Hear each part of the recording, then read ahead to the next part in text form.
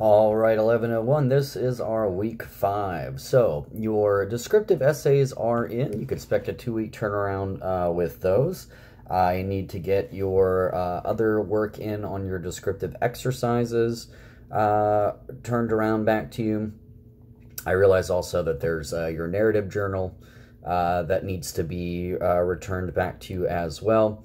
So those things will be coming back to you in due time. I do have a lot of grading to get done, just like every week, so expect those to be coming your way, sprinkled throughout this week.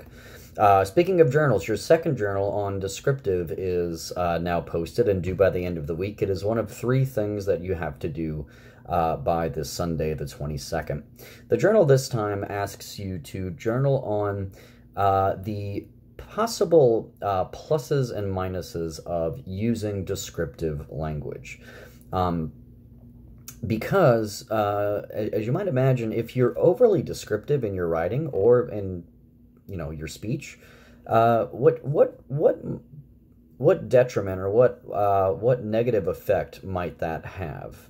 Picture yourself talking to somebody, and this other person is just being overly descriptive. They're using adjectives, adverbs left and right, and you might feel, all right, get to the point. A lot of flowery, lofty, rich language you're using here, but you're kind of burying the lead, so to speak. You're concealing what I really want to know.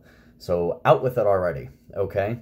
But also, descriptive language, as you guys read in the E.B. White and also the Bickman Wynne essays, can be very revelatory and compelling, okay? So the journal asks you to kind of interrogate the pros and cons of using descriptive language in your view.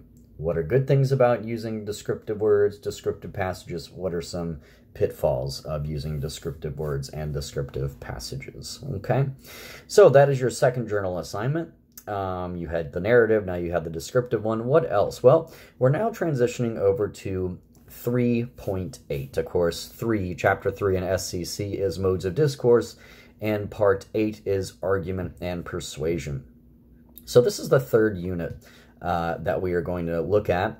And what you all need to be thinking about as you're doing the assignments, which I'll explain to you briefly, you need to be thinking of an argumentative topic you might want to pursue, because by the end of next week, your third essay is going to be due, and that is your argumentative persuasive essay, okay? When you're thinking of topics you might want to consider, you want to try to think of an original current topic, okay? You want to avoid things like abortion or marijuana legalization, or the drinking age should be lowered to 18, let's say. Things like that. If it's something going on in the world today, and as far as you could tell in the news, in day-to-day conversation, the greater conversation, discourse that we're having as a culture, as a society, if those things are current, then that is something possible that you can pursue. For example, the president's tariff policies with the trade war with China, etc., etc. You might be for or against that. That's something topical going on in the world today, okay? Maybe you want to talk about closing loopholes when it comes to gun control, as we're talking about it today, okay? I tend to steer students away from gun control, but considering that there are so many gun control issues cropping up today with mass shootings, it's kind of an elephant in the room that we can't really ignore. So I am going to allow you to do something on gun control should you want to. But I'd really actually like you to think outside of the box completely and make a truly original argument, okay? Something like there should be a curfew for every 21-year-old and under who's still living with their parents, okay? Something like that. So that's just kind of a topic I pulled out of thin air there, but it, you could argue, is more original than some others out there, okay? So you could argue why that would be necessary in your estimation, okay? So this is all to say, try your best to think of something original, something creative, okay? Don't fall back on abortion and marijuana legalization, okay? I am willing to be a little flexible with some of these things, but, you know, try to think of something else. Think outside of the box. You are free to email me throughout the week to bounce topics off of me, and I'll be happy to talk to you about them.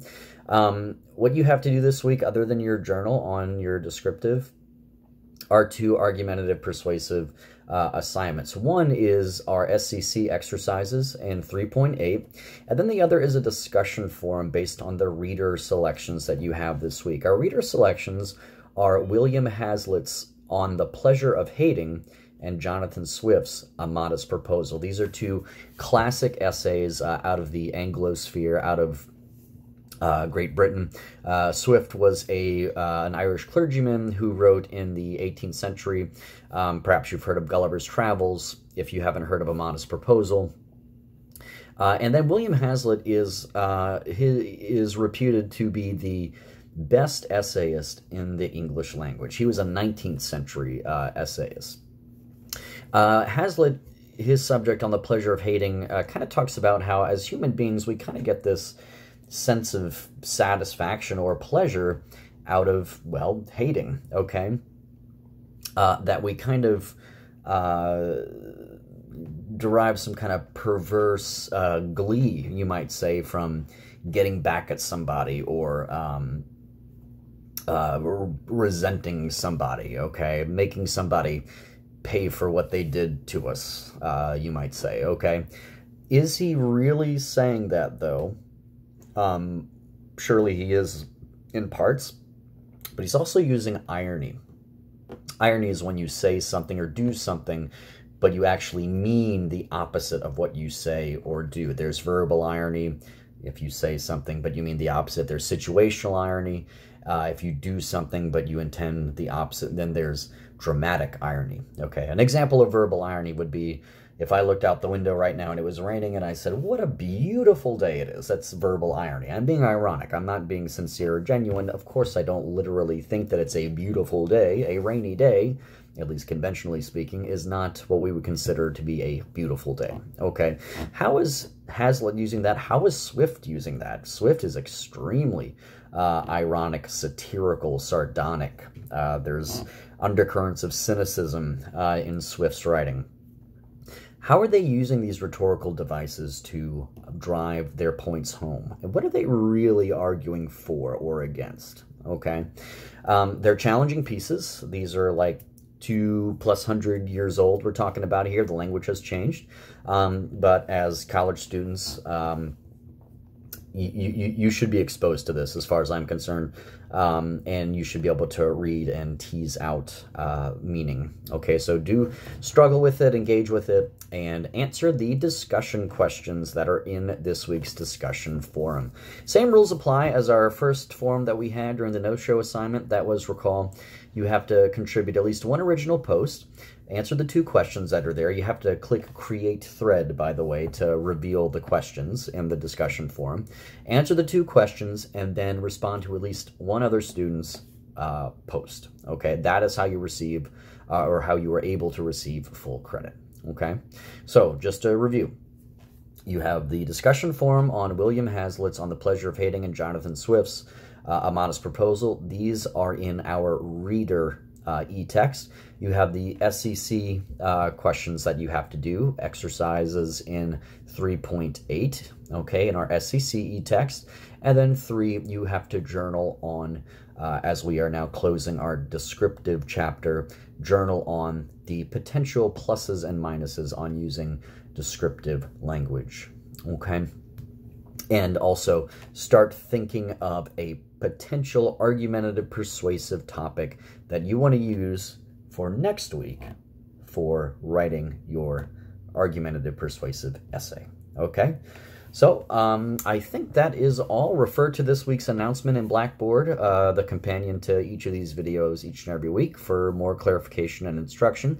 And if you need any further clarification or instruction, do email me and I will get back to you, okay? Expect grades to be coming back to you as well this week, folks. All right, have a good one. Talk to you next week.